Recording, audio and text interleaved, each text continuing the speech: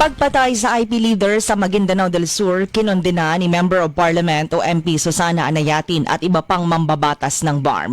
Nagpalabas ng Statement of Condemnation si MP at Office of the Settler Communities Executive Director Dr. Susana Anayatin sa karumal-dumal na pagpatay sa tribal leader sa Datu Hofer Ampatuan, Maguindanao del Sur nitong Martes. Sinabi ni Anayatin na ang pagpatay kay Timoy Ramon Lupos ay hindi lang paglapastangan sa kanyang pamilya at sa katutubong Tedoray, kundi sa buong Bangsamoro. Binigyang diin ni Anayatin na ito ay direktang pag-atake sa cultural identity ng indigenous people o IP communities at sa kasagraduhan ng buhay. Ang tanggapan ni Anayatin at ang buong settler communities ay nakikidalamhati sa pamilya ni Timoy Lupos at hiniling sa otoridad na tuldukan ang mga karahasan laban sa mga katutubo.